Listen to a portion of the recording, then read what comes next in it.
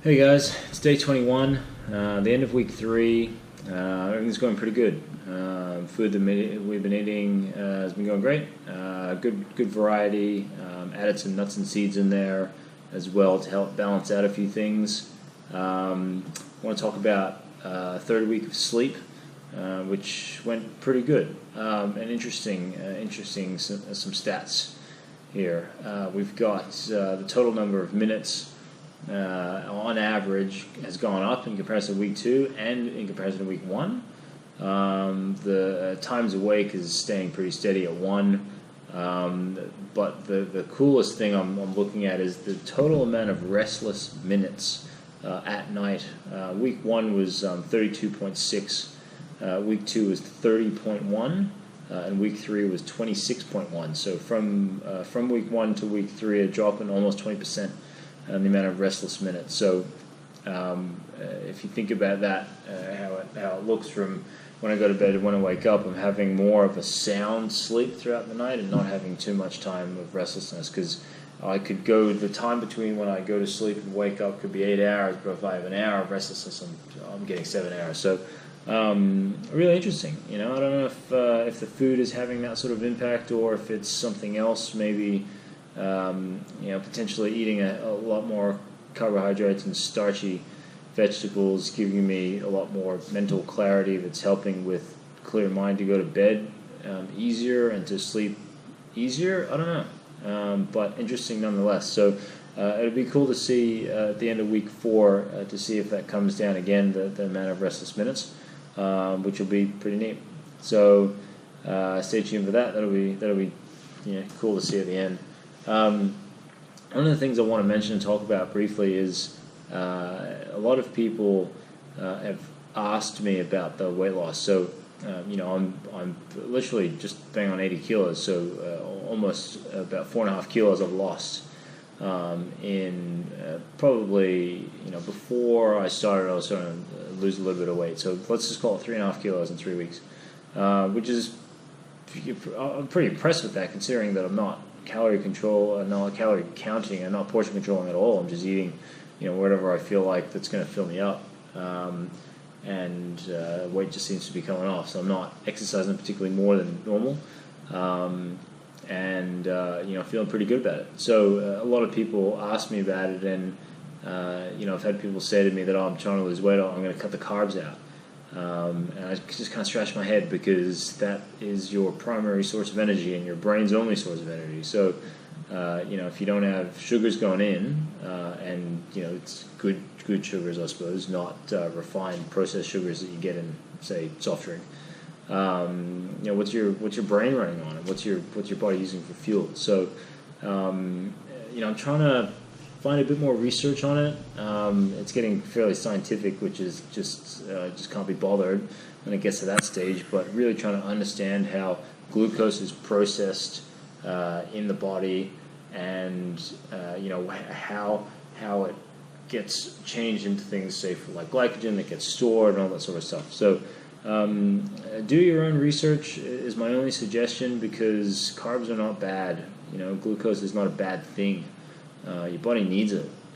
So just keep that in mind. And I guess, people looking at losing weight, it's not about cutting the carbs out. It's not about cutting that sort of food out because it's heavy or that sort of stuff. It's really about looking at the total amount of calories you're putting in, because often we eat too much. And I'm not gonna take away from all the meat eaters, really, but at the end of the day, meat is extremely calorie dense, and if you take it out, it's an easy way of getting rid of a lot of calories. You can eat, there's tons of vegetables and stuff you can eat that's going to make you feel full, if that's what you're worried about, because the last thing you want is you're eating something and you don't feel full, and then you end up eating more, and you just, like I said, the calories just get too high for the day, and that's when you put on weight. If too many calories are going in and not enough calories are getting burned, then you're going to put on weight. It's as simple as that. So I'm eating probably more food than I was before, but I'm still eating under my calorie intake for the day, which is why I'm losing weight.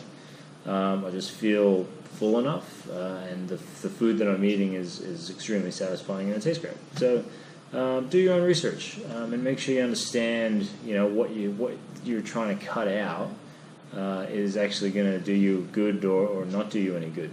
I guess the last thing I want to just mention is that really doing all this research and getting a better understanding of how biology and how your body uses food and nutrients, and just looking at food differently, I suppose, is really interesting. The fact that I'm trying to understand, I guess.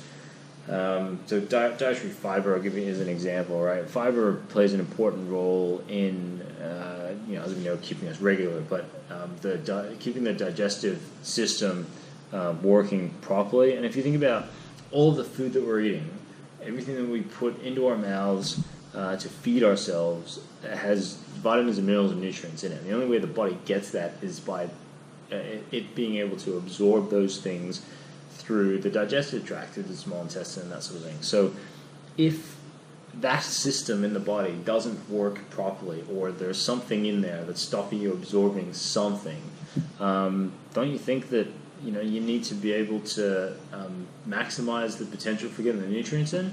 Fiber plays a key role in that, and fiber is found in a hell of a lot of vegetables and fruit.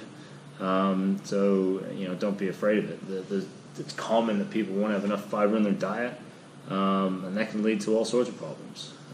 So you got to be eating, more vegetables and fruit, and the only way to continue to pile in those things is to take out something that that has a lot of calories. So just think about that.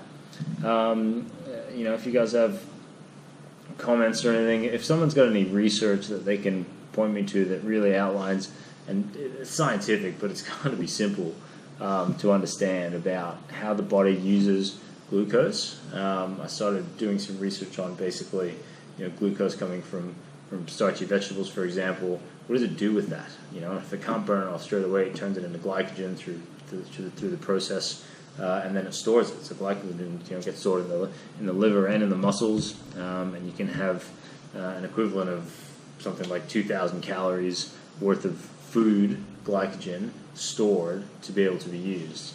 And the body's really good at doing that, and that's why we can eat 3 times a day and not 50 times a day, because we store all this energy in our muscles and in our organs to be able for the body to use, and the brain especially. That's why I guess it's so important, because your brain's only source of fuel is glucose. So the body needs to make sure that it's got enough glucose to supply its one of its most vital organs, and it needs to have that all of the time, because if there's none in there, then it doesn't function properly. So again, if people have information on it, please send it through. I'd love to hear it. And also recipes, breakfast recipes in particular. If you got some ideas for that, that'd be great. But any recipes, I'd be happy to have a look, and anything new, I'm willing to try and cook. So and all that helps. So that's pretty much it. We'll check in tomorrow and see what we got.